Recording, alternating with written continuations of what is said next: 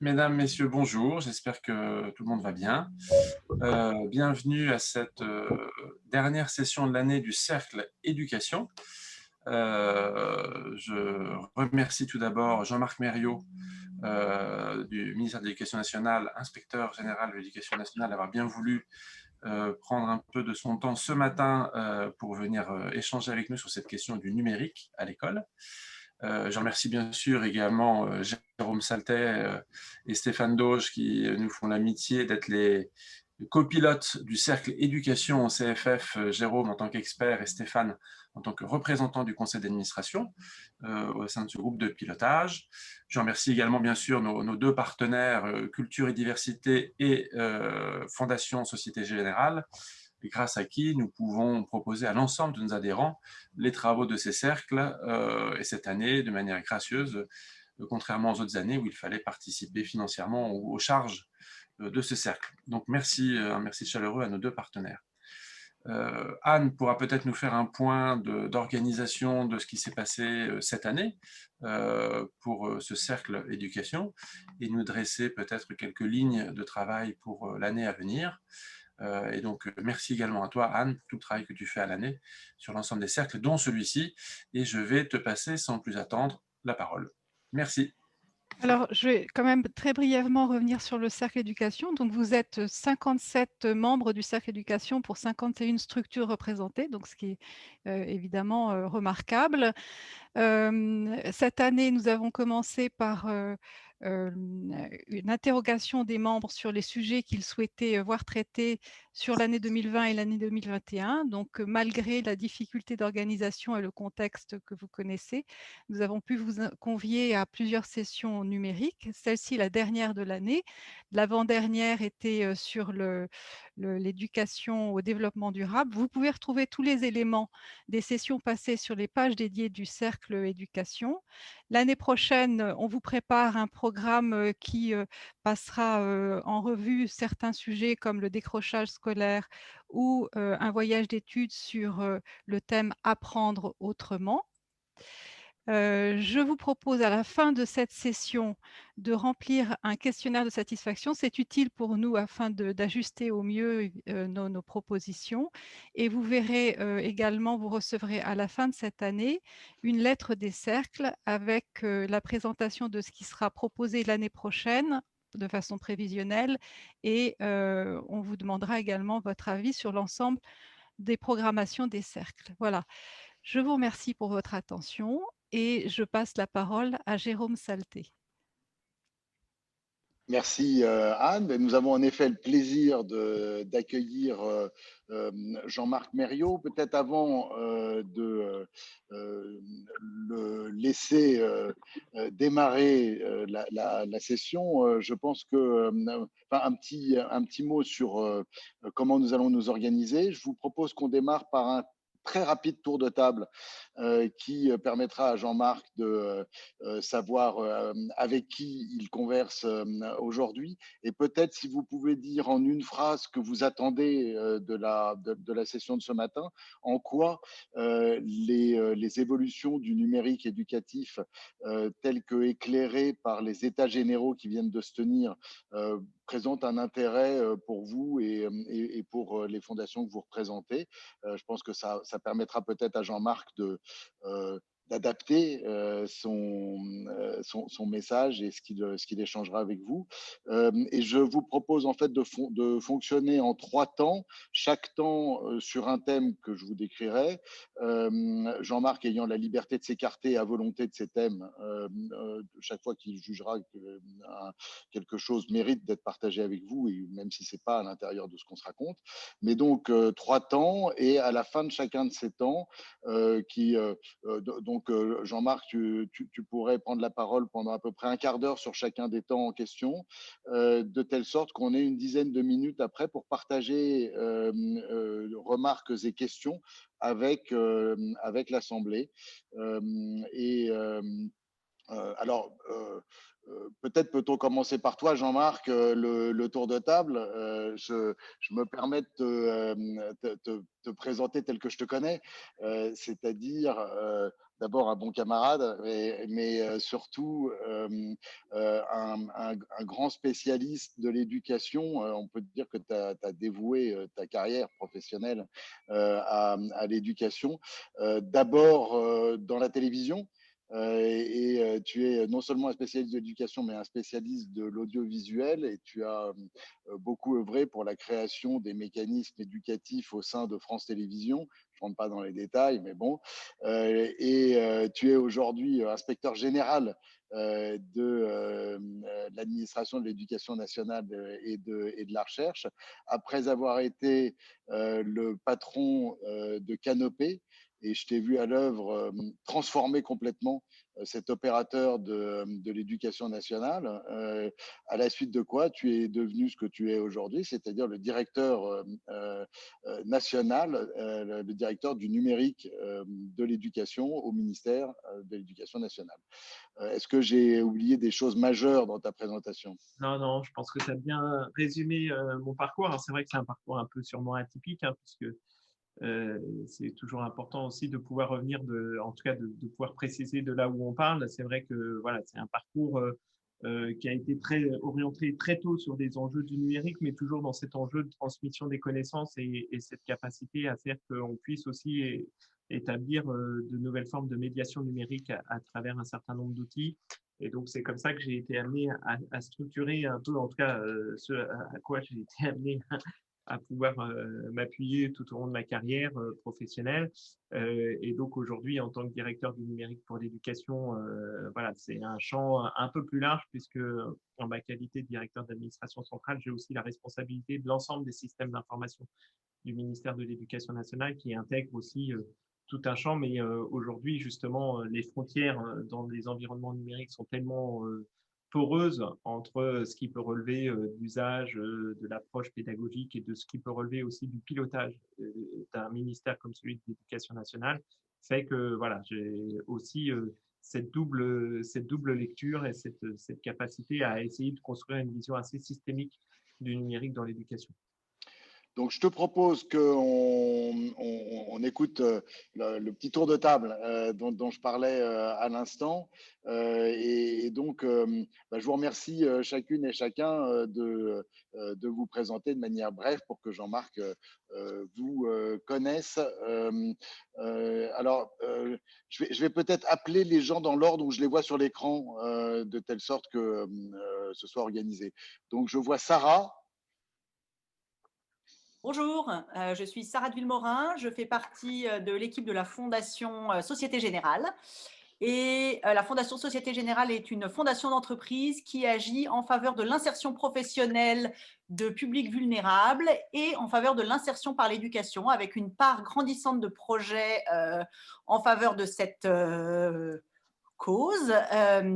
Et voilà, et bien évidemment, j'ai vu qu'il y avait plusieurs personnes de l'équipe aujourd'hui connectées. On assiste aujourd'hui à cette conférence avec beaucoup d'intérêt parce qu'évidemment, le numérique, et qui plus est dans cette période où on a dû beaucoup y faire appel, fait vraiment partie des choses qu'on va regarder demain dans les projets éducatifs que nous soutiendrons.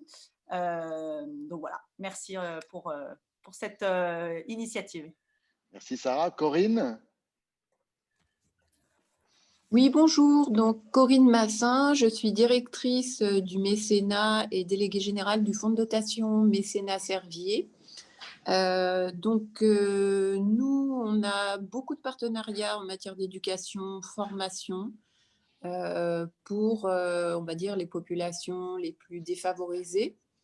Et effectivement, le sujet d'aujourd'hui m'intéresse parce que avec la crise du Covid, on a vu que nos associations bénéficiaires nous faisaient des demandes, notamment pour l'achat de tablettes, pour pouvoir transformer, par exemple, notre mécénat de compétences en mécénat à distance, grâce à des outils numériques, grâce à de nouvelles plateformes. Et donc, c'est ce sujet qui m'intéresse aujourd'hui, bien sûr. Merci Corinne. Céline?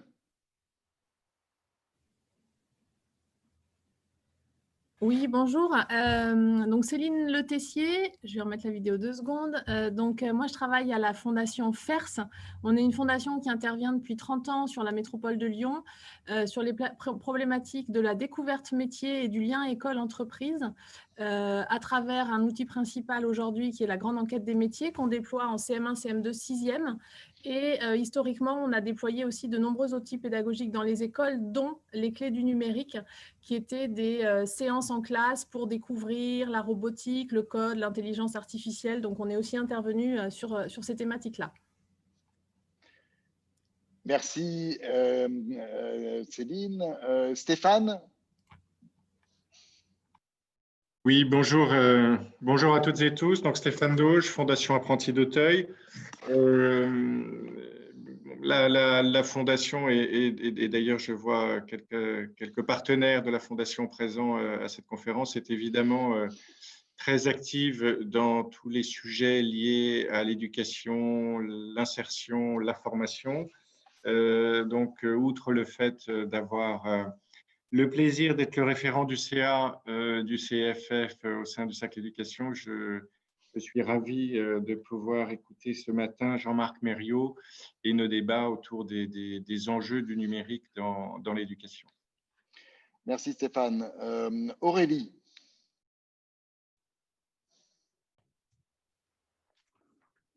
Je ne sais pas si Aurélie est en ligne avec nous. Alors, Héloïse? Oui, bonjour, Héloïse Delabarthe de la Fondation Bettencourt-Schweller. Donc, je travaille au sein de l'équipe mécénat social de la Fondation et donc on soutient beaucoup de projets liés effectivement à l'éducation et à l'insertion. Et l'éducation, le numérique éducatif voilà, a pris beaucoup d'ampleur. Enfin, du moins, on en parle, je trouve, beaucoup plus là, depuis le premier confinement. Donc, on peut voir, je suis intéressée effectivement de voir les enjeux du numérique éducatif au sein des associations qu'on soutient et potentiellement voilà, étudier de nouveaux projets. Voilà. Donc, voilà, je suis ravie de faire partie de cette conférence. Merci Héloïse. Caroline? Oui, bonjour, Caroline Pincas, Unicité, l'association fondatrice et pionnière du service civique, je remets l'image. Et je suis responsable de partenariat et je m'occupe en particulier d'un programme qui s'appelle Jeunes citoyens du numérique, où nos volontaires en service civique organisent en fait des ateliers de sensibilisation pédagogique auprès des enfants et des adolescents. Merci Caroline. Dorothée? Oui, bonjour, Dorothée Anteberry, je remets ma caméra aussi 2 secondes, de la Fondation Bettencourt-Schweller. Donc, je travaille avec Héloïse qui a parlé juste avant. Voilà, et je m'occupe du pôle mécénat social. Et comme le disait Héloïse, on est très investi. Enfin, depuis très longtemps, la Fondation soutient de nombreux projets dans le domaine de l'éducation. Voilà, et bien sûr, on se pose beaucoup de questions sur la place du numérique, qui est un sujet complexe, parce qu'évidemment, qui apporte beaucoup de choses et qui peut, voilà, qui a des avantages, des inconvénients, des dangers, plein d'opportunités, qui crée plein d'opportunités, qui peut avoir des limites. Donc voilà, donc je suis très intéressée aussi d'écouter cette conférence. Merci Dorothée. Ouais. Alexandra?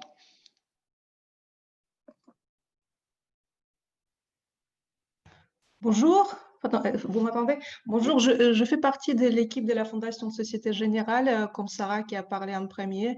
Et le sujet m'intéresse parce que une des axes de la Fondation, c'est le soutien des projets d'insertion par l'éducation. Voilà.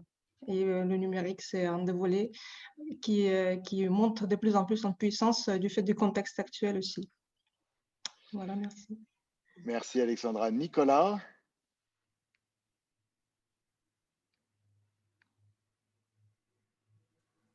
Nicolas Mitton fait partie de l'équipe du CFF. Voilà, je pense que c'est. Et il a un problème de micro. Du CFF, voilà. D'accord. Ok. Max?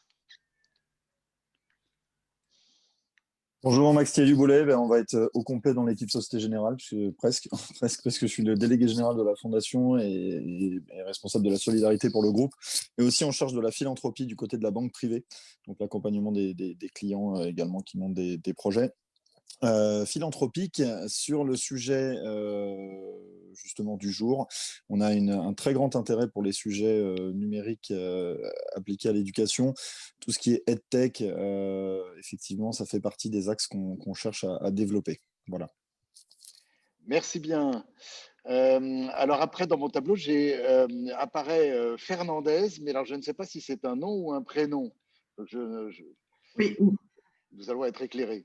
Oui, bonjour. Oui, mon prénom, c'est Reina Fernandez de la Fondation Plan International France. Donc, c'est notre fondation à commission principale, c'est la protection de l'enfance, de la jeunesse, notamment via l'accès à l'éducation et inclusif et de qualité, mais également la formation professionnelle des publics vulnérables dans des pays à faible revenu. Donc, les sujets de l'éducation à distance via le numérique ou d'autres, c'est quelque chose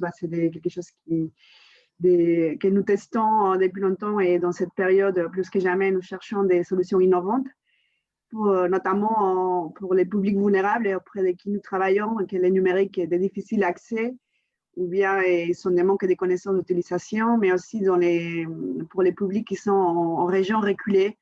Donc, il a les numériques, il a la radio, etc. Donc, c'est des sujets qui nous intéressent particulièrement.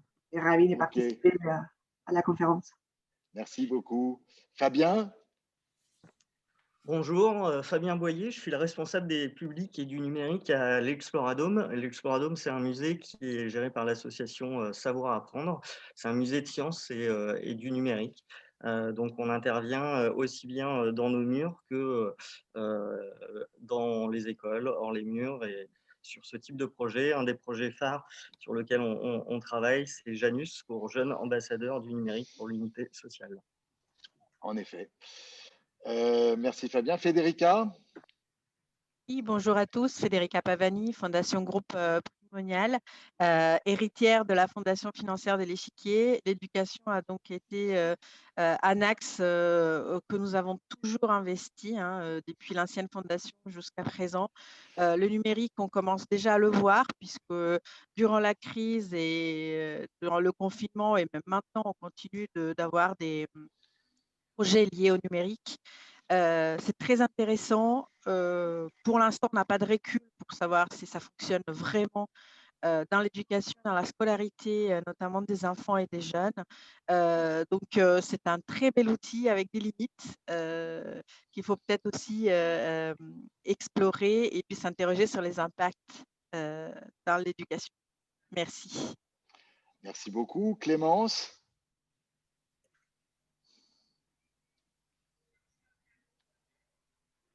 Alors, on va laisser à Clémence le temps d'ouvrir son micro. Anne-May? Anne-May Nguyen de la Fondation Pierre Bellon. Je suis la responsable du développement et des partenariats au sein de cette fondation familiale qui est reconnue d'utilité publique. Du coup, la Fondation Pierre Bellon, en fait, agit pour les jeunes vulnérables en France et à l'international pour l'éducation et l'éducation informelle. Et du coup, nous nous sommes extrêmement intéressés sur cette question-là, puisqu'on finançait déjà des projets en fait sur la question tech au sein d'associations qui agissaient en faveur de l'éducation. Mais de plus en plus de nos associations qui n'utilisaient absolument pas le numérique se sont adaptées avec le premier confinement, et on trouve ça assez intéressant de voir si cela va se poursuivre dans l'avenir. Merci beaucoup. Nous avons une représentante de la Fondation pour l'enfance. Absolument, bonjour. Donc, je suis Vincent Delry, je dirige la Fondation pour l'enfance, qui intervient à la fois en plaidoyer et en soutien financier à des projets sur des thématiques qui nous semblent d'intérêt émergent. Donc, depuis 5 ans, on s'intéresse beaucoup aux enjeux du numérique, notamment des petits, jugeant que le numérique des plus grands, à travers les questions de jeux vidéo, de sensibilisation déjà à la formation numérique, au harcèlement, etc., avait déjà pas mal été abordé. On s'est plutôt intéressé à la question des plus jeunes, notamment évidemment des usages. On s'est battu pour que les sociétés savantes posent un cadre un peu scientifique sur la question des enjeux de ces écrans, ce qui a été le cas avec l'avis du Haut Conseil de santé publique l'an dernier. On a aussi eu différents contacts avec des représentants de l'éducation nationale pour s'intéresser à la question de l'enseignement de ce que représente le numérique du point de vue des droits de l'enfant, à la fois en termes de pratique, de régulation, de protection des données, de relations interpersonnelles entre les enfants, parce que le harcèlement aujourd'hui est essentiellement une question de cyberharcèlement et de ce qu'on appelle un peu les amener à comprendre ce qui est le ventre dans la machine pour leurs usages futurs. Voilà. Merci beaucoup. Laetitia? Oui, bonjour à tous. Laetitia Bénard, moi je travaille également à Unicité comme Caroline, et effectivement, comme elle le disait, le sujet du numérique nous intéresse particulièrement au-delà des programmes sur lesquels s'engagent nos volontaires en service civique. C'est aussi, depuis le début de la crise sanitaire, le numérique a été vraiment un enjeu pour nous en tant qu'association pour continuer à proposer un accompagnement de qualité aux 5000 jeunes en service civique qu'on accompagne, et de pouvoir aussi adapter toutes leurs missions de service civique pour au maximum les garder mobilisés avec nous. Donc, on est ravis de participer à cette conférence. Merci Laetitia. Anne Vulliez. Alors, Anne vient de rejoindre le CFF comme responsable de communication. Voilà, elle va parler. Oui, bonjour. En effet, je suis toute nouvelle au centre en tant que responsable communication, donc je rejoins l'équipe permanente ce matin même. Voilà, bienvenue alors. Bienvenue Anne. J'ai ensuite quelqu'un qui est repéré par un très long numéro de téléphone, donc c'est pas facile à identifier. Si cette personne se reconnaît, je veux bien qu'elle prenne la parole. Moi, je suis par téléphone. Je suis Mathilde Lerosier de la Fondation Société Générale. Je finis l'équipe de la Fondation Société Générale. Très bien, merci Mathilde. Et enfin, Odile. Oui, je viens de rejoindre. Je crois que j'ai un collègue de la Fondation pour l'enfance qui est là aussi. Absolument, absolument. Et puis. Bonjour Odile. Bonjour. Je vois Saïd, alors je ne sais pas si j'ai oublié ou si je le vois seulement apparaître sur l'écran. Je suis apparu entre-temps. Bonjour Jérôme, bonjour à tous. Saïd Berkane, Fondation Culture et Diversité. Et je suis particulièrement intéressé par la capacité qu'on aurait à adapter le contenu d'éducation artistique et culturelle via des outils numériques.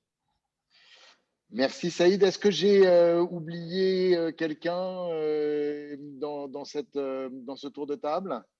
Je ne crois pas. Je ne crois pas, Jérôme. Hein. Peut-être qu'il y a une personne qui n'a pas répondu à l'appel, mais je pense qu'on peut commencer. Donc on y va. Merci à toutes et à tous. Jean-Marc, je te laisse la parole dans une seconde. Juste pour préciser les 3 axes qui me sont venus à moi, mais je redis que tu ne dois pas te sentir enfermé dans ces axes. Les 3 problématiques que j'ai isolées parce qu'elles m'intéressaient, à vrai dire, personnellement, c'est premièrement la thématique du numérique au service de la réduction de la fracture numérique et de la lutte contre le décrochage scolaire. Donc, on pourrait dire le numérique au service de l'égalité des chances. Évidemment, le gros sujet. Deuxièmement, et je sais que ça tient à cœur, c'est le numérique au service de la transformation de l'éducation. Comment, grâce au numérique, on peut faire différemment de ce qu'on faisait avant et différemment pour faire mieux. Donc, qu'est-ce qu'on peut dire de cela? Et puis, troisièmement, le sujet sensible aujourd'hui du numérique et des données d'éducation. Comment peut-on, comme nous le demande d'ailleurs Jean-Michel Blanquer, à la fois protéger et permettre? On y reviendra.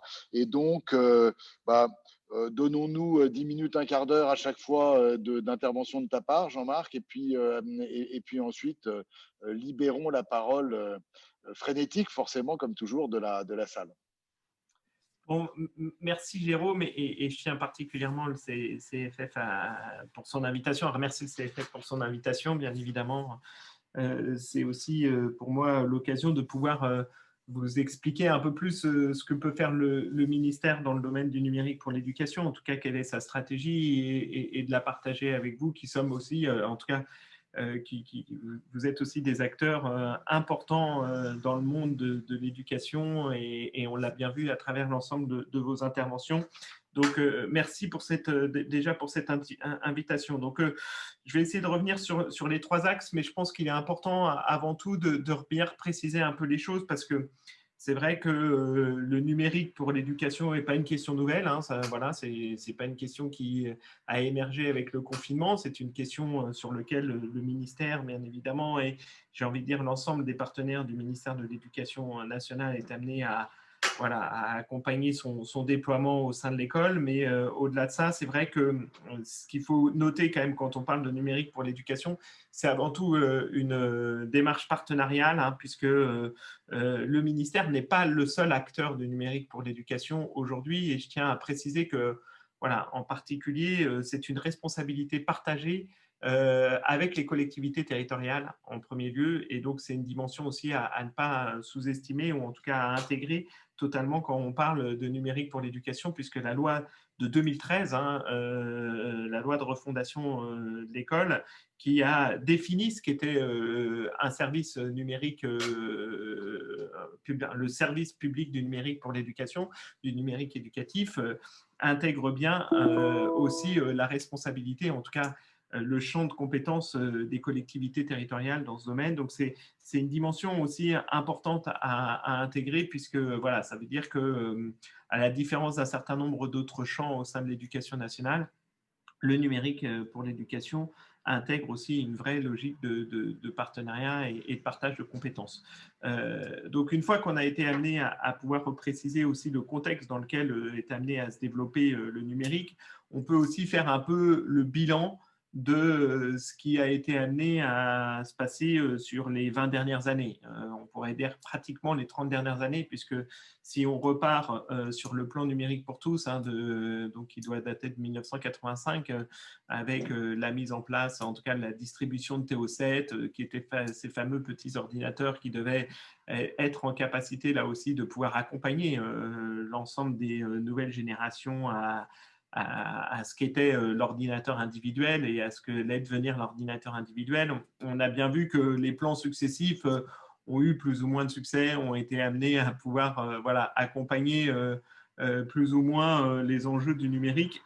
Mais il y a une vraie quand même aussi culture du numérique, hein, dans l'éducation, même si elle a été portée pendant longtemps par un certain nombre d'acteurs et en particulier ceux qui étaient en capacité de pouvoir intégrer pleinement le numérique dans leur pratique pédagogique, des enseignants qui avaient cette appétence et qui avaient la capacité de pouvoir réellement intégrer cette dimension-là. Si on fait d'ailleurs un parallèle avec le monde de la télévision, comme Jérôme l'a rappelé, c'est un domaine aussi qui fait partie de mon champ de compétences.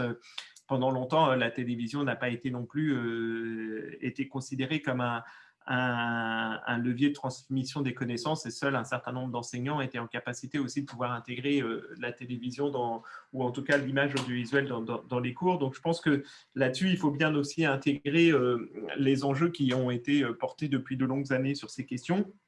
Dernièrement, il y a eu aussi des plans numériques qui ont été aussi amenés à être déployés. Ce que je peux dire, si on est amené à faire un bilan de l'ensemble de ce qui a été fait jusqu'à maintenant, c'est qu'on n'a jamais réellement réussi à porter 3 piliers qui sont assez, en tout cas, qui doivent être alignés pour réussir une stratégie en matière de numérique éducatif, qui sont la question de l'équipement, bien évidemment, et des infrastructures associées, la question de la formation, en particulier de la formation des enseignants, et la question des ressources et des services qu'on est amené à pouvoir déployer. Et donc, tout ce qu'on peut, en tout cas, tout ce qui a été démontré, et aussi par un certain nombre de recherches universitaires, c'est que quand ces 3 piliers n'étaient pas spécialement réunis, ou en tout cas alignés, il était difficile de pouvoir vraiment déployer une politique du numérique qui serait en mesure de pouvoir montrer son efficacité. Donc, on s'y attelle. C'est pas spécialement évident hein, de pouvoir synchroniser ces trois piliers-là.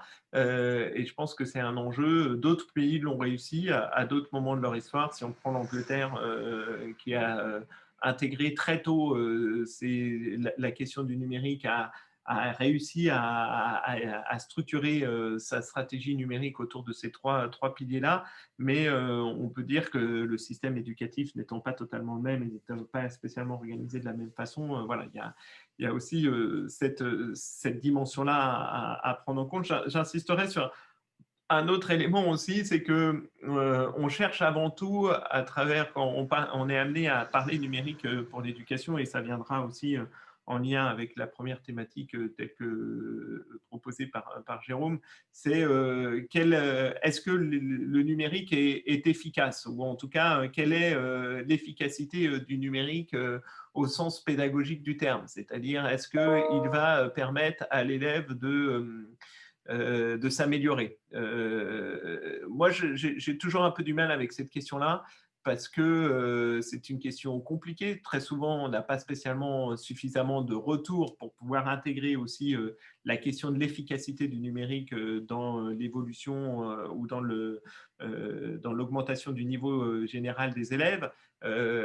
Parce qu'on ne développe pas non plus, on n'a pas d'usage important du numérique dans les pratiques pédagogiques. Donc, c'est très difficile de pouvoir vraiment intégrer aussi cette dimension-là. Et donc, du coup, je cherche à intégrer aussi, en tout cas, à sûrement aborder les choses un peu différemment, qui sont en lien, mais s'il n'y avait pas de numérique, comment on pourrait être en mesure de pouvoir, en tout cas, comment vont évoluer chacun des élèves qui demain doivent devenir des citoyens éclairés, et faire que si le numérique n'est pas présent dans l'école, est-ce qu'il n'y a pas un problème à ce qu'il ne soit pas présent dans l'école, et à faire qu'on puisse aussi justement avoir une autre approche du numérique au sein de nos institutions scolaires pour permettre là aussi d'apporter une vision du numérique qui doit sûrement intégrer, et là aussi Jérôme l'a rappelé, ce qu'on pourrait appeler avoir du discernement sur le numérique tout en ayant une ambition, parce que bien évidemment c'est aussi des enjeux d'employabilité demain pour les élèves qui seront en capacité de venir là aussi, en tout cas de trouver de nouveaux métiers. Je tiens juste à préciser quand même que on identifie aujourd'hui que 70% des métiers qui existent aujourd'hui n'existeront plus dans les 50 prochaines années, voire les 50 prochaines années sont en train de diminuer, puisque les dernières études montrent que voilà, il en sera sûrement, voilà, c'est plutôt dans les 20 ou 30 prochaines années qu'on sera amené à avoir une évolution réelle des métiers en lien principalement avec la dimension numérique. Donc ça vient aussi intégrer une autre dimension, mais j'aurai l'occasion de pouvoir réaborder aussi ces questions-là autour des différentes thématiques. La première question et la première thématique qui est posée sur la question de la fracture, en tout cas l'égalité des chances, elle est bien évidemment une question centrale quand on est amené à parler numérique, mais là, je reprendrai un peu ce qu'on a été amené à vivre dans la période du confinement. Puisque le confinement, comme vous le savez, du jour au lendemain, tous les élèves se sont retrouvés à rester chez eux, à ne plus aller à l'école, et à faire qu'on essaye de déployer un certain nombre d'outils pour garantir cette continuité pédagogique. La réalité de ce qu'on a été amené à vivre, c'est que à l'aune de l'ensemble des enquêtes qu'on a pu être amené à faire, on a été amené à avoir beaucoup de retours d'expérience dans la période du post-Covid, ou en tout cas, post-Covid, on est en plein dedans, mais dans la période du premier confinement à travers les états généraux, puisqu'on allait lancer ces états généraux très tôt, puisque j'ai fait la proposition au ministre de pouvoir organiser ces états généraux dès le début avril, en disant on est en train de vivre une période absolument extraordinaire genre, je ne vais pas dire par rapport au virus, bien évidemment, mais en matière de numérique pour l'éducation, ça a été une explosion des usages. Et donc, il nous fallait comprendre ce qui était en train de se passer en matière d'usage du numérique, parce que, bien évidemment, jamais on aurait pu imaginer qu'on puisse utiliser aussi massivement le numérique dans l'éducation du jour au lendemain. Et donc ça, c'est aussi un vrai accélérateur. En tout cas, il faut qu'on essaye d'intégrer toutes ces dimensions-là. Et donc l'objectif des États généraux a été de pouvoir vraiment faire ce retour d'expérience, cette dimension où, en tout cas, on était en capacité de pouvoir essayer d'analyser et de comprendre ce qui se passait. Et donc, une des thématiques qui a émergé très très vite dans le cadre de la mise en place de ces états généraux, ça a bien été évidemment la question de la fracture numérique que j'identifie sur 3 volets. En tout cas sur 3 dimensions dans la question de la fracture numérique. La première, c'est bien évidemment la question de la fracture de l'équipement, en lien avec l'équipement. On sait très bien qu'un voilà, même si un certain nombre d'études ont pu montrer que même les familles les plus modestes étaient équipées, la réalité, c'est que on identifie aujourd'hui qu'il y a pratiquement eu 600 000 élèves qui n'avaient pas, à cause des problèmes d'équipement ou parce qu'ils n'avaient pas les moyens de pouvoir s'équiper, n'avaient pas accès à,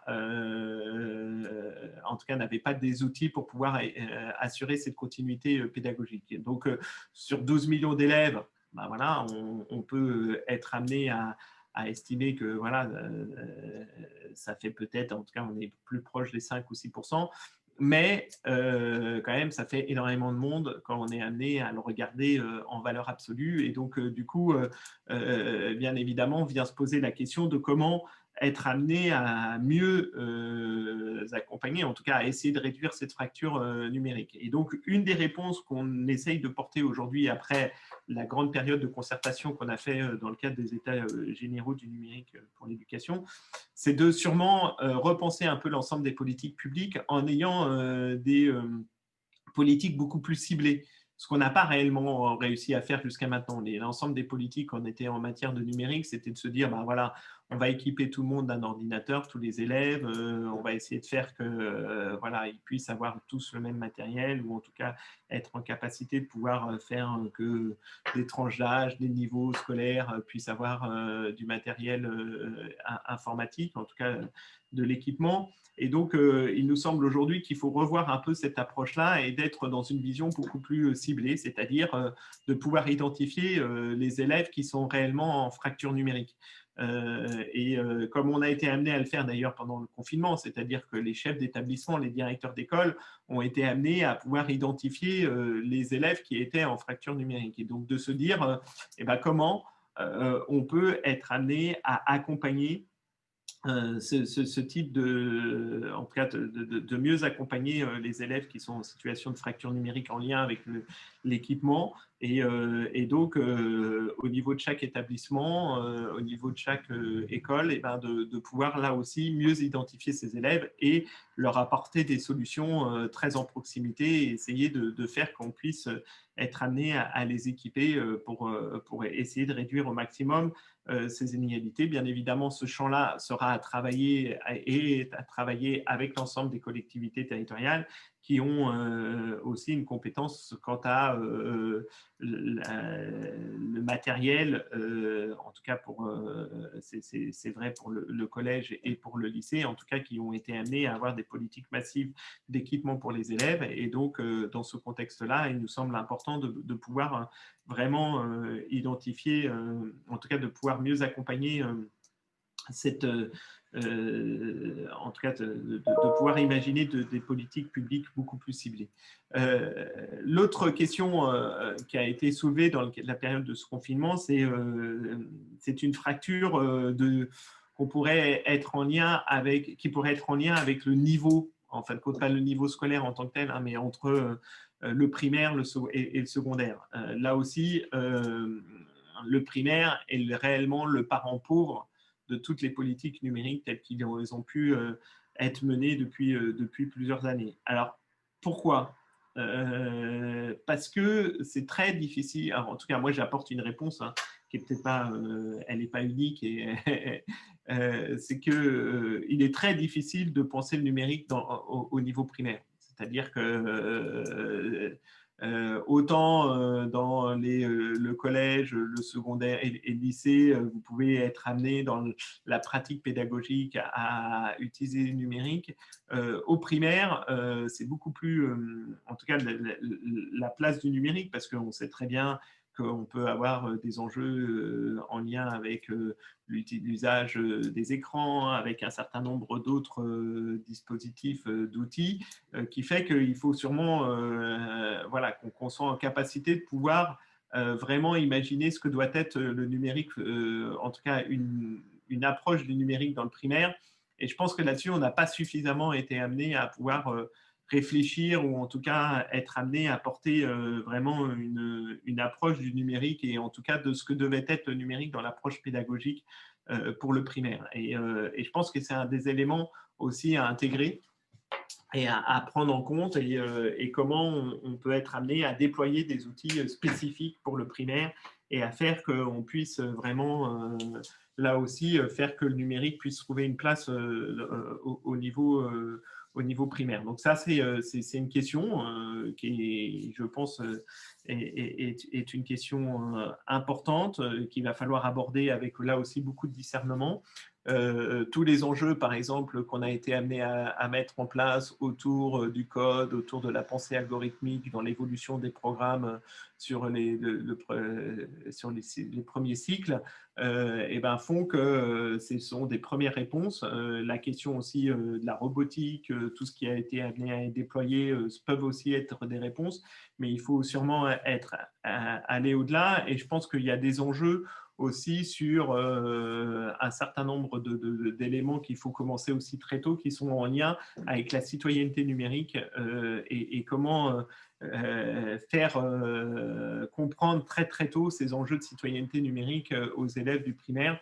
Mais là aussi, j'aurai l'occasion d'y revenir parce qu'il peut y avoir, bien évidemment, en tout cas, il y a des pistes et il y a des éléments à prendre en compte. Dans les questions de la fracture numérique, il y a aussi la question de la relation famille-école. Cette question de l'égalité d'accès, cette question d'égalité des chances, elle est très en lien aussi avec la relation famille-école. On a très bien vu voilà, que dans la période de confinement, les parents qui étaient beaucoup plus à l'aise avec le numérique ont sûrement mieux aidé, en tout cas ont pu mieux aider leurs enfants dans l'accompagnement pédagogique. J'ai envie de dire, ça peut être vrai avec du numérique et sans du numérique, mais on peut dire que cet accompagnement-là, il est renforcé avec le numérique. En tout cas, cette fracture-là, elle est totalement renforcée avec le numérique. Et donc, c'est aussi une dimension réellement à prendre en compte sur comment mieux accompagner l'ensemble des familles et faire qu'on puisse, là aussi, voilà, celles qui sont un peu plus éloignées du numérique, faire que l'école puisse aussi les accompagner dans la prise en main des outils. Et ça, ce n'est pas une chose facile pour le ministère de l'Éducation nationale, qui peut avoir quelques difficultés à pouvoir faire que on puisse aussi s'intéresser à la formation des parents, ou en tout cas à les accompagner dans cette approche, en tout cas dans la prise en main des outils numériques. C'est des chantiers qu'on essaye de lancer. Jérôme est bien placé pour le savoir, puisqu'on a lancé des projets ensemble en ce début d'année sur les territoires numériques éducatifs, justement, qui intègrent aussi la place des parents et la relation avec les parents et l'école quand on est amené à utiliser des outils numériques pour mieux accompagner les élèves, mais aussi pour mieux accompagner l'ensemble de la communauté éducative. C'est une dimension aussi qui, je pense, est très forte à prendre en compte et qui a été, en tout cas, dont on a pu vivre dans la période du confinement aussi. Voilà, on a pu être amené à pouvoir vraiment intégrer aussi cette dimension-là. Je rebondis une seconde, Jean-Marc, là, sur ce que tu viens de dire, pour te dire, tu le sais peut-être moins, que plusieurs fondations se sont engagées aux côtés de la Trousse à Projet que tu connais bien, dans une autre opération qui s'appelle 100% Famille Connectée et qui a exactement le même point de départ et la même volonté qui est d'équiper d'une part, mais surtout d'accompagner, de former les familles à un bon usage du numérique pour assurer la continuité pédagogique en temps de pandémie. Donc, ça ne fait qu'ajouter de l'eau à ton moulin. Oui, non, mais j'avais bien conscience, en tout cas, j'avais bien connaissance de toutes ces démarches-là, mais ce que j'ai envie de dire, c'est aussi la capacité de l'école à l'intégrer dans dans sa propre organisation, dans son propre processus, qui est loin d'être spécialement évident. Qu'il y ait un certain nombre d'initiatives qui étaient amenées à être portées, qui puissent, voilà, mais de faire qu'à un moment donné, l'institution scolaire soit aussi amenée à intégrer cette dimension-là, je pense que c'est aussi un enjeu fort aujourd'hui et il faut que l'institution scolaire soit aussi en capacité de pouvoir évoluer pour intégrer aussi cette dimension-là. Le dernier champ sur lequel j'ai pas regardé l'heure, hein, Jérôme, donc tu me… Oui, écoute, oui, bah vas-y sur le dernier champ et puis après on partagera en effet. Parce que sur le dernier champ, j'insisterai sur aussi les élèves en situation de handicap parce que là encore, le confinement a mis en exergue la difficulté pour les élèves en situation de handicap de pouvoir voilà, se retrouver dans un système qu'on pourrait qualifier de traditionnel, ou en tout cas cette capacité à leur offrir aussi des outils adaptés et des outils qui peuvent là aussi mieux les accompagner.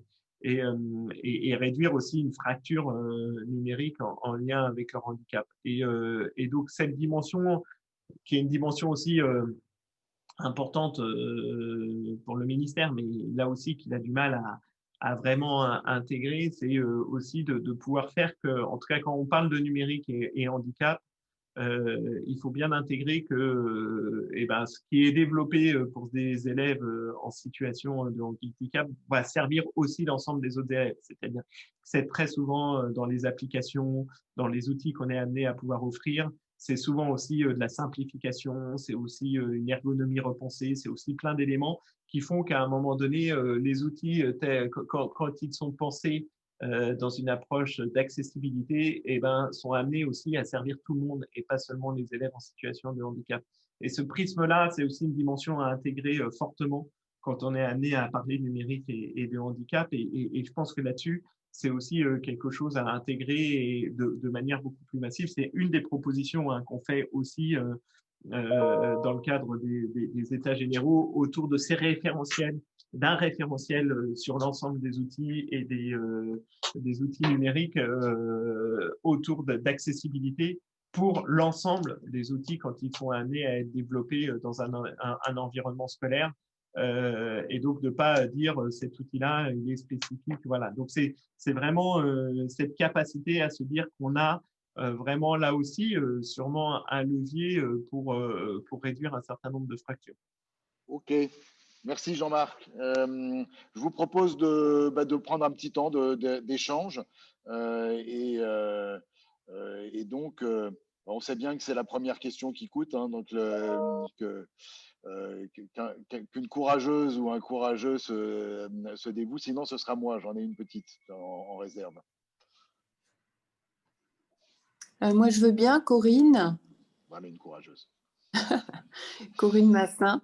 J'ai entendu que l'utilisation du numérique pour les primaires était moins systématique, en tout cas moins systématisée au sein de l'éducation nationale. Est-ce qu'en fait, c'est parce que vous considérez que, par exemple, les programmes scolaires ne sont pas pour l'instant, ne peuvent pas être mis en œuvre par ce moyen, parce que nous, à travers quelques associations, c'est justement sur le primaire que l'on s'est attaché à développer le numérique, notamment avec une association qui s'appelle Agir pour l'école. Et puis après, on a aussi Espérance Banlieue dans différentes ville, là, c'est encore autre chose, mais est-ce qu'il y a une raison particulière? Est-ce que c'est les moyens? Est-ce que c'est parce que c'est pas trop approprié en fonction de l'âge? En tout cas, moi, je me rends compte que ça peut marcher, donc je voulais avoir votre avis là-dessus. Alors non, ce que j'ai envie de dire, c'est que je connais bien évidemment aussi les initiatives telles que vous avez pu les mentionner, mais c'est de très bonnes initiatives et de très belles initiatives qui montrent l'intérêt que peut avoir le numérique dans le primaire. Ce que je disais, c'est que le taux de pénétration du numérique dans le primaire est un taux voilà, qui n'est pas du tout le même que par rapport au secondaire, et que du coup, on a un enjeu à vraiment se poser la question de comment faire que le numérique puisse rentrer aussi au niveau du primaire, quoi. Et donc, tous les outils tels qu'on peut être amené à les penser pour pouvoir développer la dimension numérique, mais on sent qu'il y a une plus grande réticence aussi des enseignants à l'usage du numérique, sûrement en lien avec leur formation, et aussi très souvent en lien avec cette capacité à pouvoir bien ancrer les fondamentaux dans les pratiques, en tout cas dans le processus pédagogique, hein, qui sont lire, savoir lire, écrire, compter, et qui, à un moment donné, voilà, fait qu'on est amené à pouvoir vraiment peut-être se dire qu'il est beaucoup plus facile d'utiliser des dispositifs plus traditionnels pour pouvoir ancrer ces fondamentaux, et que le numérique serait voilà, un gadget à côté pour nous permettre de pouvoir faire qu'on puisse utiliser, en tout cas on puisse ancrer durablement ces fondamentaux. Et donc là-dessus, on a une dimension aussi culturelle à intégrer auprès et un accompagnement très spécifique pour les enseignants du premier degré, pour faire que on puisse là aussi faire prendre conscience qu'un numérique pour le primaire, ça peut exister, qu'il y a un certain nombre d'outils qui le permettent, mais voilà, ça demande, je pense, un vrai travail d'accompagnement pour le premier degré, travail qui n'est pas du tout de même nature au niveau du second degré. Et je donnerai un exemple très spécifique dans notre mode d'organisation. Par exemple, nous avons des délégués académiques au numérique qui sont présents dans chacune des académies. C'est essentiellement des personnes qui ont, en tout cas des cadres de l'éducation nationale, des inspecteurs d'académie la plupart du temps, qui ont été amenés à travailler essentiellement dans le secondaire et peu dans le primaire. Vous voyez, c'est aussi, et donc comment on a des relais, on peut avoir des relais de proximité aussi au niveau du primaire, mais on voit bien que il peut y avoir des IEN, des inspecteurs d'académie spécialisés aussi dans le numérique, mais on voit bien qu'on a un travail aussi d'accompagnement au plus près du terrain à effectuer au sein même de nos organisations, pour faire que demain, ça puisse, en tout cas que le numérique puisse être une réalité aussi au niveau du premier degré. Et la réalité du confinement a montré que voilà, là où ça avait été beaucoup plus difficile d'utiliser le numérique, ça avait été dans le primaire, dans le premier degré, pour un certain nombre de raisons. Donc j'ai essayé de lister. Une autre question? Oh, pardon, Corinne, vous vouliez rebondir? Non, non, pas du tout. Au contraire, merci. Moi, j'y voyais un autre intérêt aussi. Enfin, nous, par rapport aux enfants qui sont hospitalisés, c'est vrai, de toute façon, c'est un des moyens essentiels aussi pour continuer les apprentissages. Ouais. Alors, peut-être, je vous donne une information, mais même si elle n'est pas... voilà, vous la garderez pour vous. Nous sommes en une info confidentielle. Et donc, non, c'est qu'on est en train de réfléchir aussi à la mise à disposition de pas loin de 5000 robots de téléprésence pour les élèves qui sont hospitalisés. Combien, pardon? Je n'ai pas entendu, excusez-moi. 5000. Pratiquement 5000 robots de téléprésence qu'on va déployer dans les prochains mois. Donc, c'est une vraie initiative qu'on a été amené à porter, qui va être un peu une révolution en soi, hein, parce que la présence d'un robot de téléprésence dans une classe, ça va aussi être amené à poser aussi beaucoup de questions, et derrière des questions d'ordre pédagogique, mais c'est un projet que l'on porte et qui est en train de se déployer. Là, on a été amené et qui va prendre toute son ampleur en 2021. Et donc, ça sera aussi une question importante sur, voilà, sur l'accompagnement aussi des élèves qui sont hospitalisés. Merci Jean-Marc. Merci. Une autre question, une autre remarque? Oui, bonjour, Max Thier-Dublé. Excusez-moi. Pardon, oui, Max, j'ai pas de souci. Non, allez-y, il n'y a pas de problème. Bon, ok. Donc, Vincent Dennery pour la Fondation pour l'enfance. Merci déjà d'avoir abordé la question du handicap, parce que c'est un sujet que je connais bien par ailleurs, et je confirme qu'effectivement, certaines approches pédagogiques dans les handicaps cognitifs sont parfois repris directement par les enseignants dans les classes où les enfants sont intégrés. Donc, par le numérique ou sans le numérique, effectivement, il y a parfois une science pédagogique qui est intéressante à reprendre pour l'enseignement général. Sinon, ma question concernait plutôt l'éducation civique et morale. Est-ce qu'il y a des réflexions sur le fait d'étendre peut-être davantage cette discipline et notamment d'y intégrer tout ce qui est du champ évidemment de la morale, des pratiques, des droits que les enfants devraient posséder assez tôt sur les usages numériques et leurs relations avec les autres? Jean-Marc, pardon de te couper la parole avant que tu la prennes, mais je vois que le temps file un petit peu. Je vous propose de prendre vraiment la pratique dans les deux sens, de questions courtes, réponses courtes, de telle sorte qu'on puisse ensuite aborder quand même nos deux autres thématiques. Donc fonce, Jean-Marc. Alors, j'ai envie de dire là aussi sûrement une approche différente sur le primaire et le secondaire pour la question. Merci pour la dimension handicap, mais sur la dimension citoyenneté ou en tout cas enseignement civique et moral. Voilà, donc cette dimension du numérique, elle est quand même fortement intégrée dans les programmes aujourd'hui. Beaucoup plus, en tout cas les programmes de 2015 ont intégré cette dimension-là, en tout cas pour le secondaire de manière beaucoup plus forte. Le ministre est amené à adjoindre un terme aux trois savoirs fondamentaux, savoir lire, écrire, compter et respecter autrui, qui intègre aussi très fortement cette question autour de cette dimension à pouvoir vraiment intégrer cet enjeu-là. Donc après, comment dans les environnements numériques, on est amené aussi à pouvoir les intégrer pleinement. C'est vrai que c'est un enjeu fort.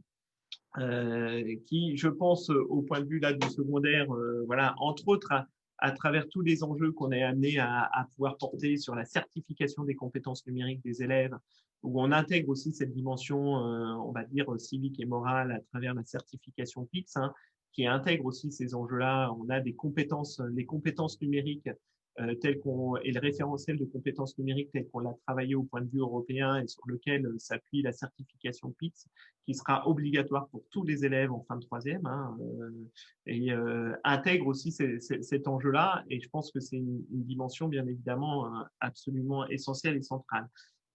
Sur le primaire aussi, il faut l'intégrer très tôt et aussi cette dimension d'intégration dans les programmes ou en tout cas dans les pratiques pédagogiques est une dimension forte. J'insisterai parce que sur un autre point qui me semble là aussi, parce que j'ai ce prisme-là et de l'avoir travaillé depuis de longues années, c'est la question de l'éducation aux médias et à l'information dans un environnement numérique. Parce que ça me semble être un levier aussi de pratique pédagogique qui permet vraiment de développer cette approche de respecter autrui, de comprendre la portée des écrits, de pouvoir intégrer pleinement cette dimension-là. Et je pense que un enjeu de réellement intégrer différemment ce qu'est l'éducation aux médias et à l'information dans l'ensemble des pratiques pédagogiques et à faire qu'elle soit présente dans l'ensemble des enseignements. Là aussi, on l'a fait évoluer dans le cadre des programmes et je pense qu'il faut encore aller plus loin. Et on sait à quel point, par exemple, quand vous êtes amené à pouvoir faire des journaux, et d'ailleurs on n'utilise pas spécialement le numérique dans ce cadre-là au niveau primaire, mais là aussi Jérôme a une grande expérience dans le domaine. On sait très bien que ça permet là aussi de pouvoir développer un certain nombre de compétences qui sont absolument essentielles pour construire sa citoyenneté numérique. Et comme vous savez, voilà, c'est aussi un enjeu. Alors, je fais pas la réponse courte, excuse-moi, Jérôme, mais du coup, c'est des enjeux en lien avec les soft skills, ce qu'on appelle les compétences du 21e siècle, savoir collaborer, travailler ensemble, savoir communiquer, savoir développer son esprit critique et savoir développer aussi sa créativité, qui sont des compétences absolument essentielles pour pouvoir s'adapter à des environnements totalement, voilà, en tout cas en mutation. Et en particulier, ça a été démontré, et ça aussi, c'est pas du tout neuf, hein, les soft skills, c'est pas du tout une approche nouvelle, mais ça doit nous permettre là aussi de pouvoir faire que quand on intègre ces compétences-là dans le champ scolaire, on peut être amené aussi à mieux s'adapter à un certain nombre d'environnements et à développer aussi sa propre capacité en tout cas, à accompagner sa citoyenneté numérique. On écoute la courte question de Max et après on enchaînera sur notre deuxième sujet.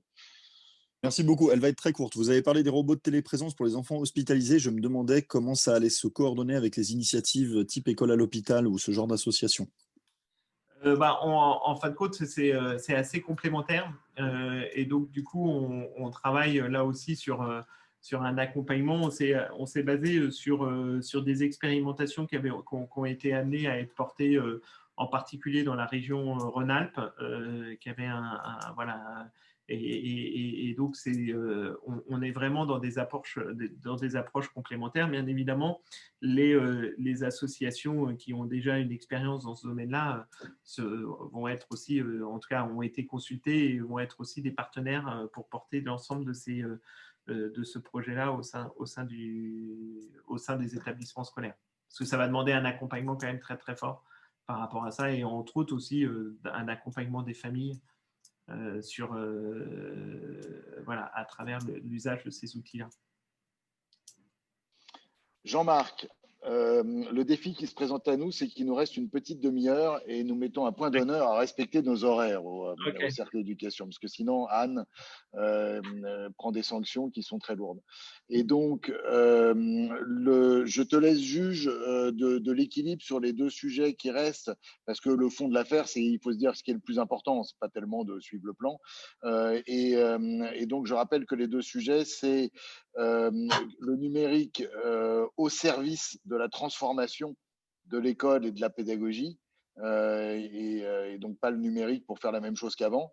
Le dernier sujet qui est les données d'éducation et les enjeux éthiques qui doivent à la fois protéger les usagers et permettre justement ces éléments de transformation. Donc, peut-être d'ailleurs veux-tu mêler ton intervention, l'important étant de garder suffisamment de temps pour échanger avec les fondations qui t'écoutent. Donc, je te propose un quart d'heure sur les deux. Et comme ça, on aura bien le temps de la discussion, y compris une discussion pouvant ouvrir sur d'autres thématiques le cas échéant. Ouais.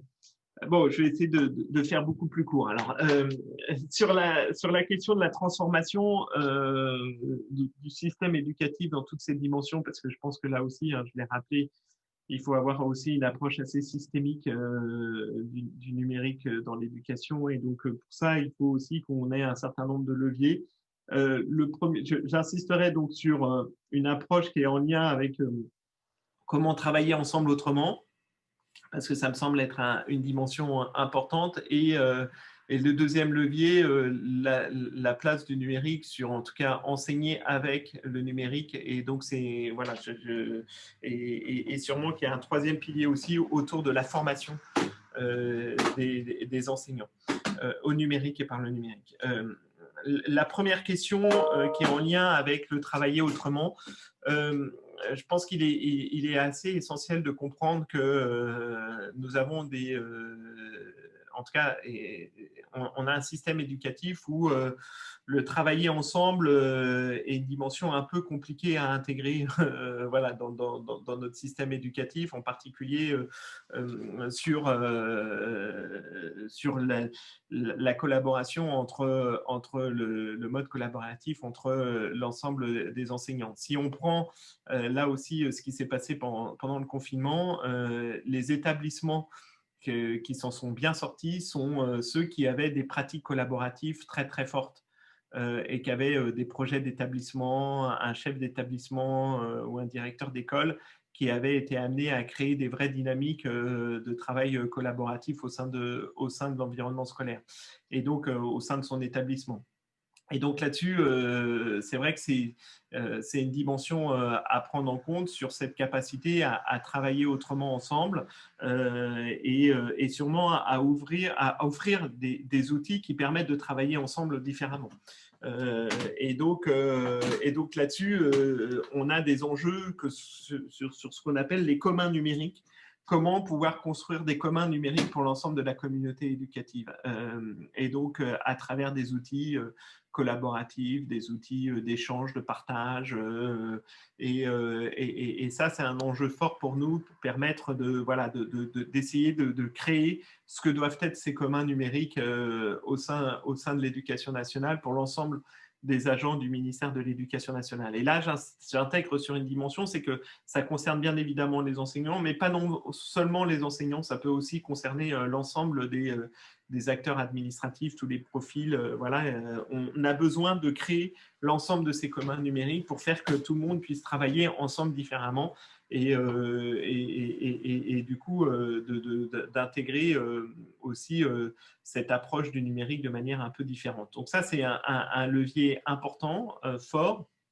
Je tiens juste à rappeler que les dernières études de l'OCDE montrent que les systèmes éducatifs les plus efficients sont ceux dans lesquels les enseignants échangent le plus ensemble et partagent le plus leurs pratiques et sont amenés. Et là-dessus, c'est aussi une dimension à prendre en compte et comment, à travers le numérique et à travers les outils numériques, on peut être amené à faire que les enseignants travaillent différemment ensemble. La deuxième dimension, c'est en lien avec les pratiques pédagogiques en tant que telles et les outils aussi qui sont amenés à pouvoir être offerts aujourd'hui. Le constat qu'on a été amené à faire dans la période du confinement, c'est que l'ensemble des outils qui ont été amenés à être utilisés ont été essentiellement des outils qu'on pourrait appeler de numérique de transport, ou en tout cas des outils de transport numérique, c'est-à-dire le mail, la capacité à pouvoir envoyer des documents, à pouvoir faire qu'on soit dans une approche beaucoup plus en lien avec la consolidation des acquis que la possibilité d'acquérir de nouvelles connaissances et de compétences à travers le numérique. Et donc la question, c'est aussi, et alors que les outils existent, mais qu'on a beaucoup plus de mal à pouvoir se les approprier.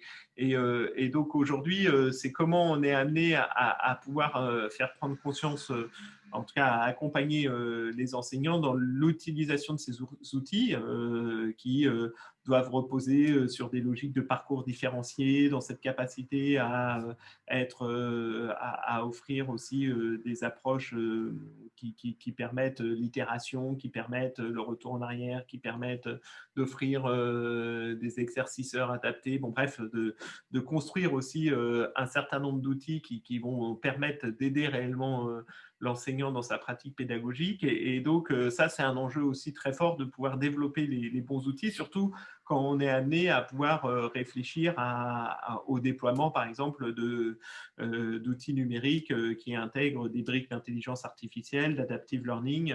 Et donc là-dessus, c'est aussi une dimension à prendre en compte. Quel type d'outils nous sommes amenés à pouvoir développer pour mieux accompagner les enseignants, mais que les enseignants aussi s'approprient l'ensemble de ces outils. Et donc, on en vient sur le troisième. Donc là, c'est vraiment quel type, en tout cas, enseigner et apprendre avec le numérique. Quels sont les outils qu'on est amené à pouvoir vraiment déployer dans ce cadre-là. Et donc, le troisième levier par rapport à ça, en tout cas, la troisième dimension sur lequel je pourrais être amené à insister sur un numérique au service de la transformation du système éducatif, c'est bien évidemment la question de la formation des enseignants et de la question de la formation au numérique et par le numérique. Même si ces dernières années, on a été amené à faire beaucoup sur ce sujet-là, on a déployé une plateforme de formation à distance qui s'appelle Magister, qui est amené à former pas loin de 300 000 enseignants par an. Donc, ce qui est pas, voilà, bon, sur 800 000 enseignants, mais quand même, on voit bien qu'il y a une appropriation de l'ensemble de ces outils-là et que les enseignants sont prêts à s'approprier quand même aussi ces outils-là. Mais il faut là aussi accélérer cette prise en main des outils numériques, d'intégrer aussi cette dimension culturelle du numérique dans les pratiques pédagogiques. Je pense qu'on a un enjeu très fort sur bien faire prendre conscience justement sur l'apport du numérique et sur sa capacité à pouvoir être intégré dans les pratiques pédagogiques. Entre autres, vous avez une problématique qui est qu'on oublie un peu très souvent dans l'enseignement, c'est que pour enseigner, il y a aussi un grand nombre de gestes professionnels.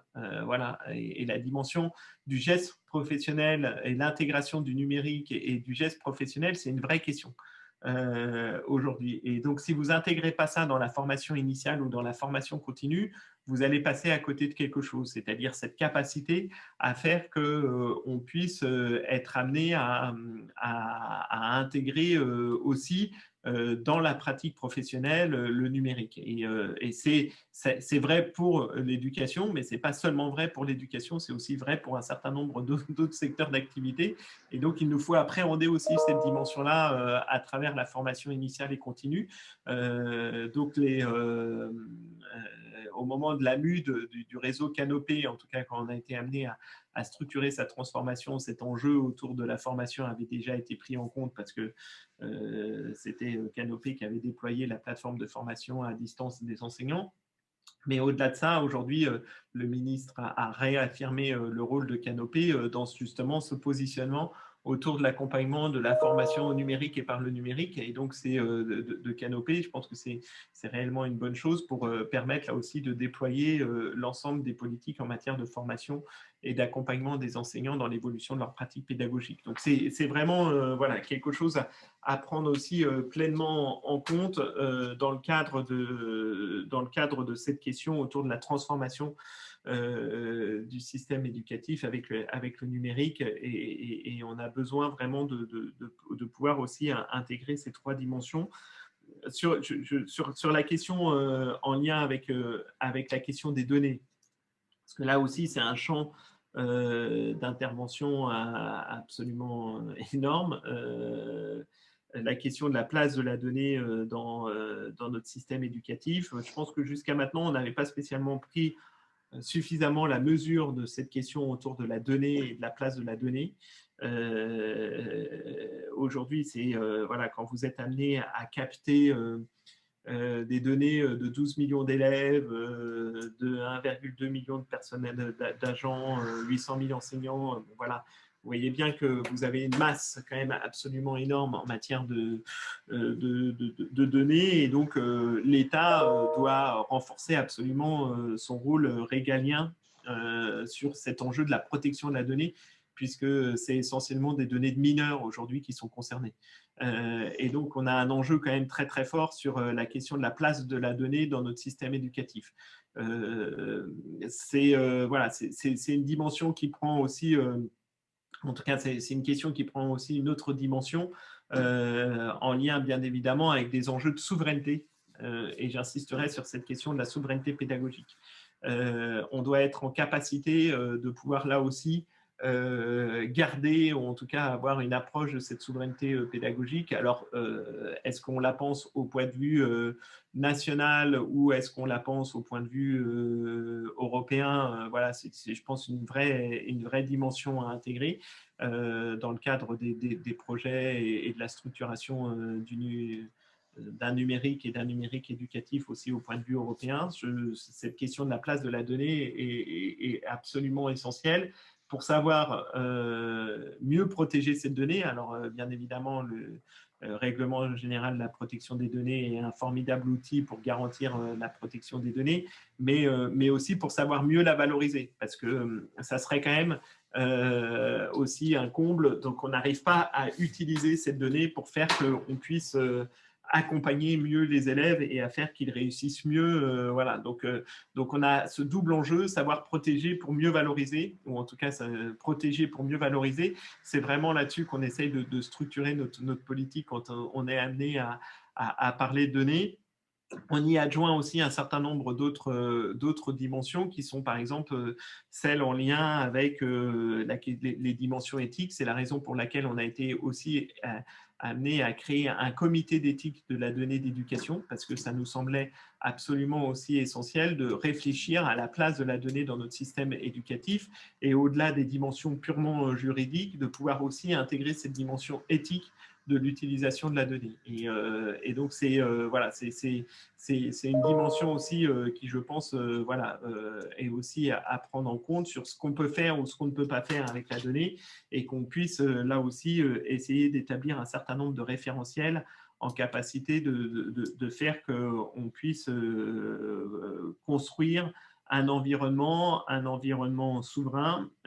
Donc, on travaille sur différents projets actuellement de cet ordre-là, à travers une approche d'un Education Data Hub qui permettrait de mettre à disposition l'ensemble des données hébergées en France avec des acteurs nationaux, et faire que voilà, on puisse offrir la mise à disposition de ces données à un certain nombre d'acteurs qui respecteraient bien évidemment un certain nombre de règles.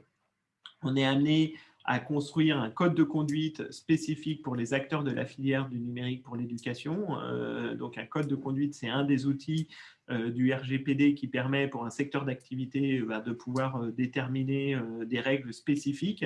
Et voilà, alors on a beaucoup été amené à se poser la question, est-ce qu'il fallait qu'on pousse assez loin la réflexion sur est-ce qu'il fallait donner en tout cas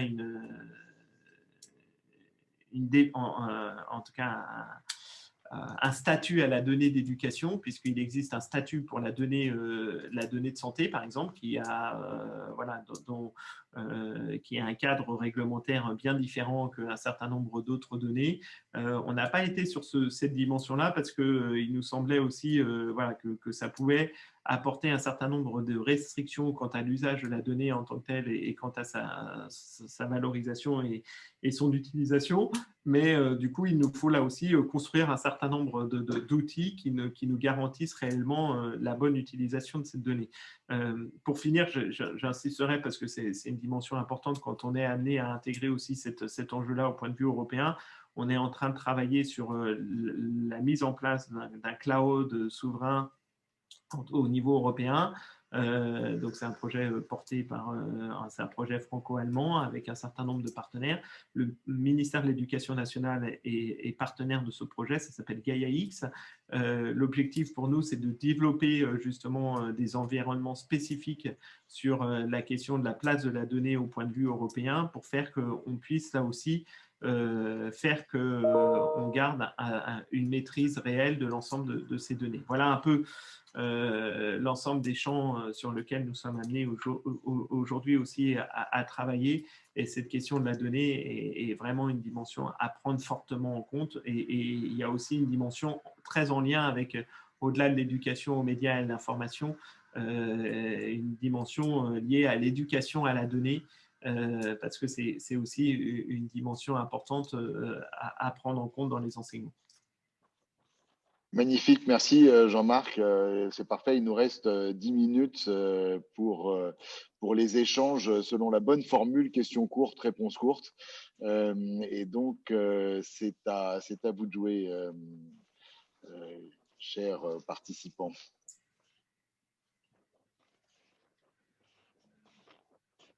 Alors, en attendant que quelqu'un se lance, je voudrais rebondir, Jean-Marc, sur le sujet de la transformation des pratiques grâce au numérique. On porte, tu sais, un projet de collège un peu révolutionnaire à Mantes-la-Jolie, dont le but est justement de transformer les pratiques. Et sur les 3 piliers de cette transformation, il apparaît que le numérique est crucial. Le premier pilier, c'est de passer d'un mode vertical de transmission du savoir par quelqu'un qui sait vers quelqu'un qui ne sait pas à un mode d'acquisition du savoir animé, accompagné par des pédagogues. Et là, on se rend compte que le numérique est extrêmement utile pour favoriser des changements de pratique qui permettent cette acquisition plus fine des savoirs.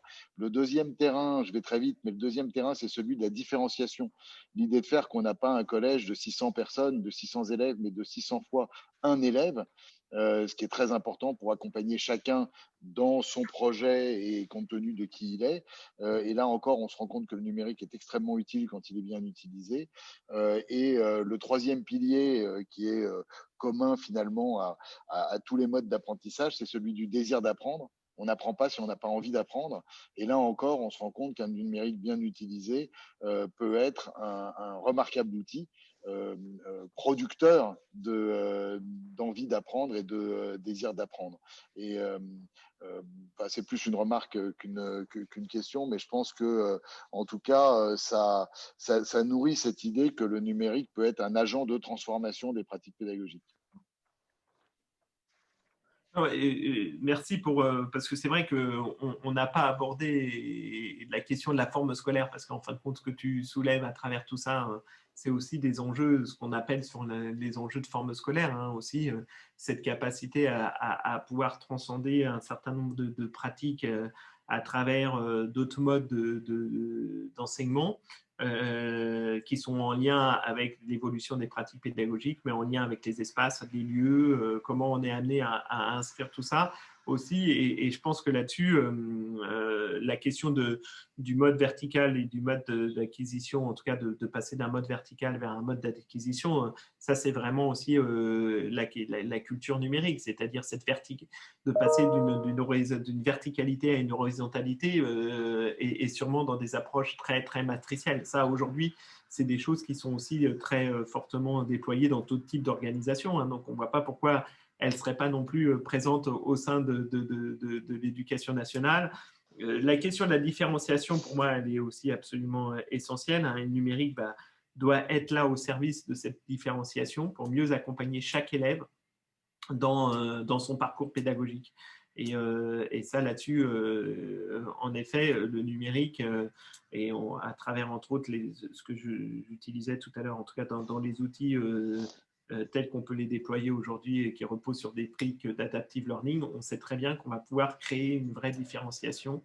Et sur la question du désir d'apprendre, ouais, il y a aussi bien évidemment une capacité à ce que le numérique l'intègre, mais comme tu le sais, ce n'est pas aussi la seule dimension, parce qu'on aime quand même aussi avoir son enseignant. En tout cas, on a tous cette image de l'enseignant qui nous a tous un peu… Voilà. Oui, donc, oui, bien sûr, mais je pensais par exemple à des mécanismes d'évaluation positive qui entretiennent justement le désir d'apprendre ou qui évitent de l'émousser.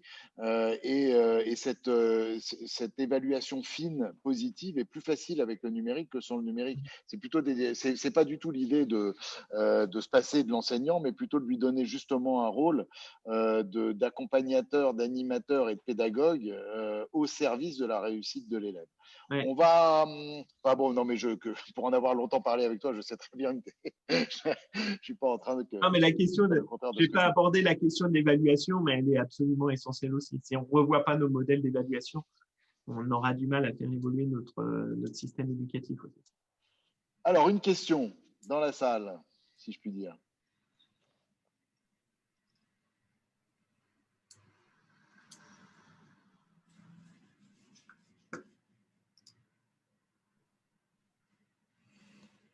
Je ne sais pas si tu as couvert tous les sujets et répondu à toutes les curiosités ou si tu as éteint au contraire la curiosité des participants.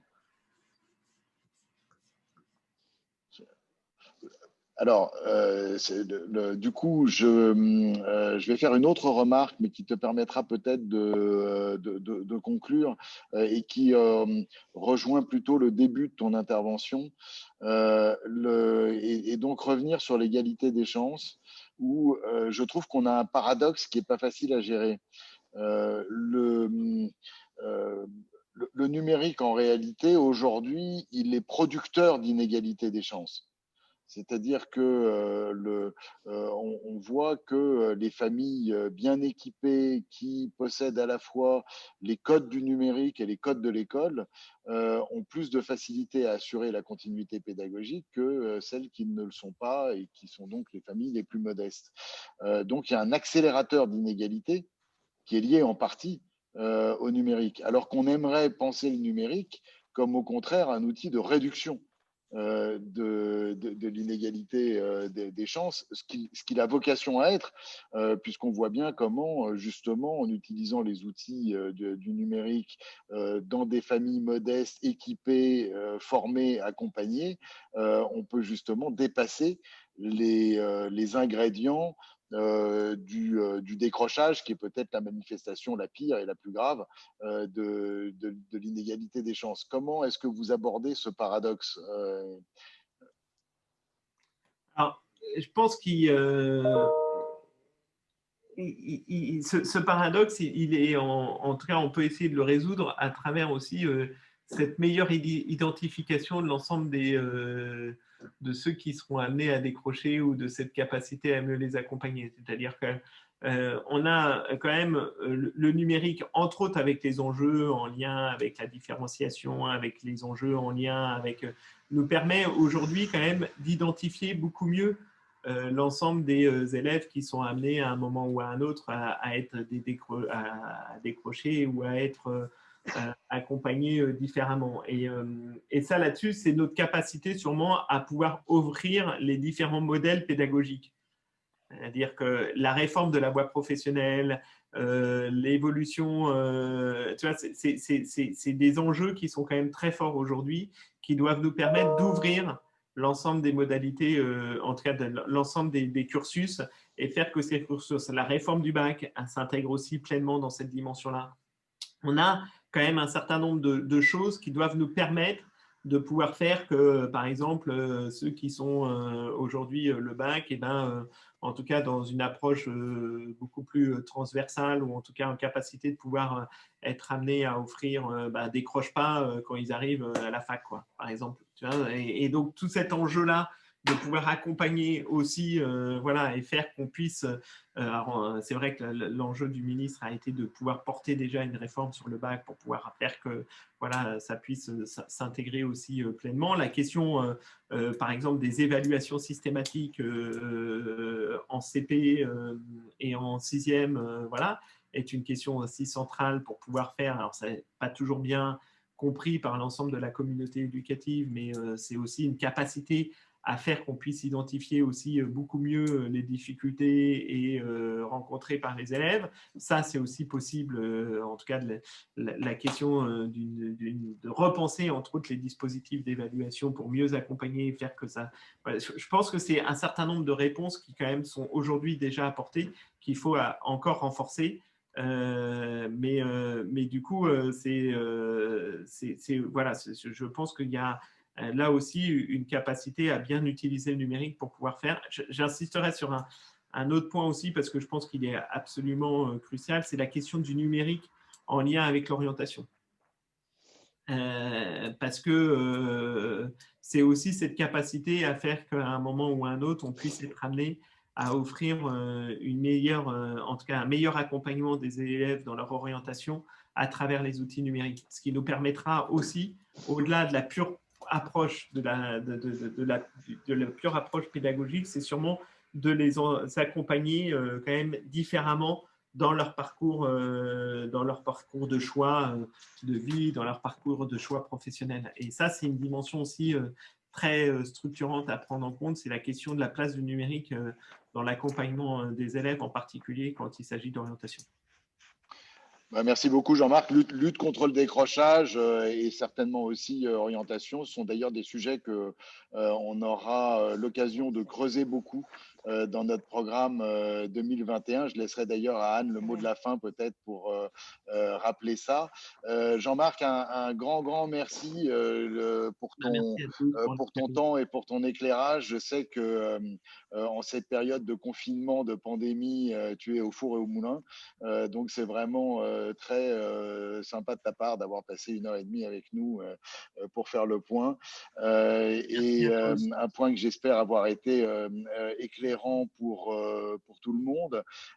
Et en ce qui me concerne, c'est avec une grande tristesse que je referme le volet du cercle éducation pour 2020, mais aussi une grande joie d'y avoir participé pendant toute cette année et de la grande joie à l'idée de vous retrouver pour de beaux événements l'année prochaine. Donc, bonne fin d'année à toutes et à tous. Et je laisse la parole à Anne et à Jean-Marc Autras pour terminer cette session. Merci infiniment Jérôme et Jean-Marc d'avoir participé. C'était passionnant, précis, vraiment. Merci aussi à tous ceux qui nous ont rejoints pour participer à cette session. J'ai eu un peu peur, Jérôme, quand tu nous as parlé de tristesse en finissant l'année 2020, parce que j'espère bien que tu seras à nos côtés en 2021. Bien sûr, vraiment, nous te devons beaucoup pour la qualité de tous ces échanges. Merci infiniment. Tu as évoqué effectivement le thème du décrochage scolaire que l'on a d'ailleurs entre nous tenté d'appeler plutôt l'accrochage scolaire pour une prochaine session qui sera au premier semestre 2021.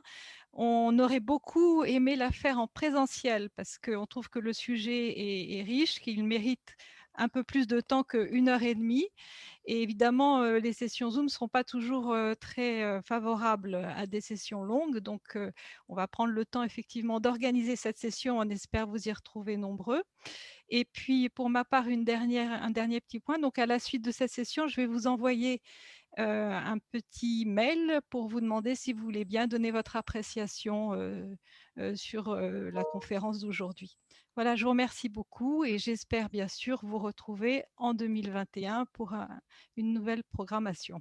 Merci Anne, je crois que Jean-Marc veut compléter. Si je peux me permettre, parce que la thématique de l'accrochage au scolaire et du décrochage scolaire est une thématique qui m'est chère aussi, puisqu'il y a de ça quelques années, j'ai été amené à créer une journée du refus de l'échec scolaire, voilà, et donc